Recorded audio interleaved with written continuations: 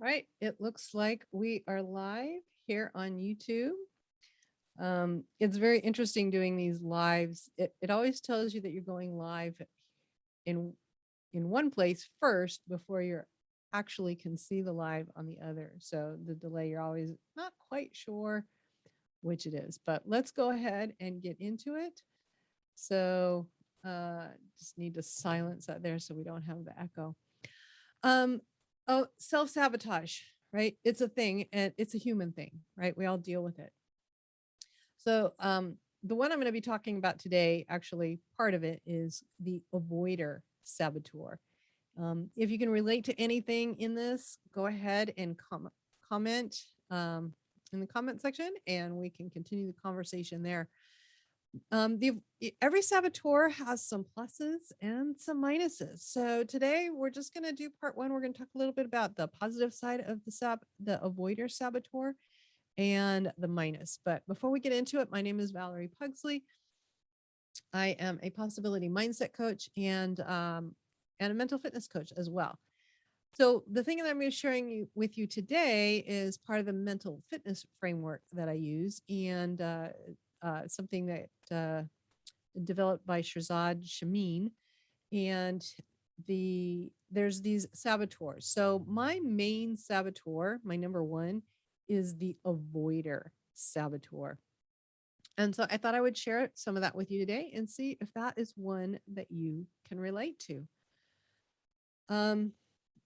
So the saboteur has strengths, right? And you've probably heard this before, right? That every strength taken to an extreme becomes a weakness. So let's focus first on the strengths. As avoiders, we like peace and harmony, right? Both internally as well as externally. And can we not use some more peace and harmony in our world today? Ooh, yes, we can. We can also be very flexible, right? We're adaptable, fairly even keeled, go with the flow kind of thing. And again, some of that is needed and helpful. We also tend towards positivity. So I'm always looking for the positive twist on a situation, even if it's a negative situation or not something that's not fun. It's like, well, what's the good piece? Is there something good in this? Which can actually be annoying to some people because they like to focus more on the negative. And it's part of the human condition too, right? That we have this what they call a negativity bias. So our brain's job is to protect us. And in doing that, it's looking, for the danger. Another strength of the avoider saboteur is that we're relatively non-judgmental of others, right? Again, looking for that positive in other people, trying to find the good in them. A description of the person who's or the saboteur that is the avoider saboteur is an extreme focus on positive and pleasant while avoiding the difficult and unpleasant tasks and conflicts. We are definitely conflict avoiders, which can create some problems for us in life and not have some of the best results. So some of the negative effects of being having this saboteur is that we say yes to things that we don't really want to do. And we do that just so that we can avoid the conflict. Have you been there? And then so first making it unpleasant for ourselves, the very thing we're trying to avoid, which is actually one of the lies of saboteur. The thing that you're trying to avoid is actually what you inflict more of on yourself. But the other thing is because we'll say yes to things that we don't really want to do, then sometimes resentment starts brewing inside, and that is never a good thing.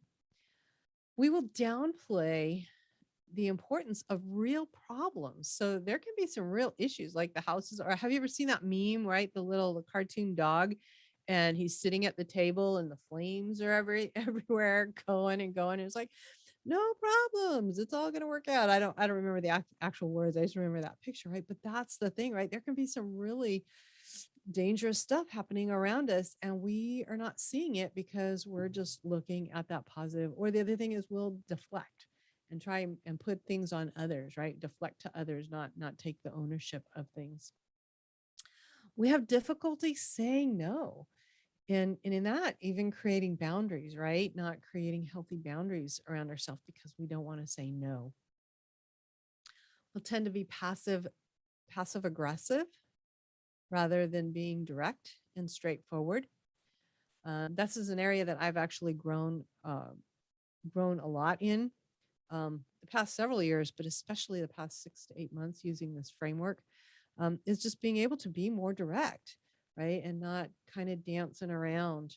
Um, so, and then lastly, we will create these comforting routines and habits, but and think that we're being productive, right? Because we've created these habits and routines. But the reality is it's a way of procrastinating. These habits and routines are really procrastination from what's not important, right? There are it's unpleasant. I'm sorry, reverse that. It's we're procrastinating from the things that really are important or that are unpleasant, those unpleasant tasks.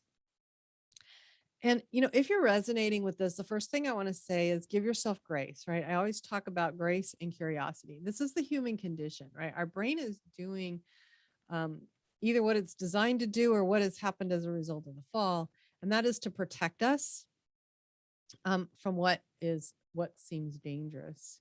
So there is a better way. I'd love to help you with that. If this is something you're interested in, go ahead and put something in the comments. We can carry on the conversation there. I'll actually put a link to a video in the description, which shows a way that you can potentially work on this issue. And next week, I'll be putting out part 2 so you can learn a little bit more about the saboteur and see if it's one that you have. And I'll give you some quick tips on that one as well. But the first one I'll give you today is just to give yourself, when you see it, recognize it as a saboteur, give it that label.